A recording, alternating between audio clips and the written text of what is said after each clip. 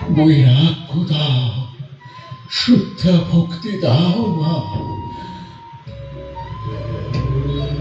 শ্রীরামকৃষ্ণের মহাপ্রয়াণের পর স্বামীজি পরিব্রাজক হয়ে সমগ্র ভারতে ঘুরতে লাগলেন।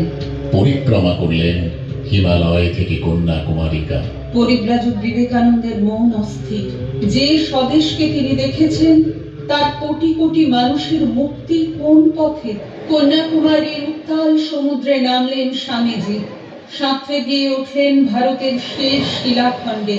সেখানে টানা 3 দিন রইলেন ধ্যানমগ্ন। জেগে উঠল অন্তর দৃষ্টি, ফুটে উঠল আগামীর দিশা। 1893 সাল আমেরিকার শিকাগো শহরে বিশ্ব ধর্ম মহাসম্মেলনে তার কণ্ঠে উঠে এলো শাশ্বত ভারতের বাণী।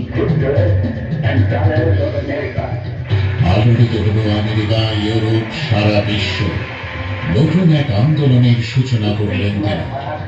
ভবিষ্যৎ ভারতের স্বপ্নদ্রষ্টা, প্রজন্মের পর প্রজন্ম প্রেরণার উৎস স্বামী বিবেকানন্দ শোনালেন নবজীবনের জাগরণ মন্ত্র।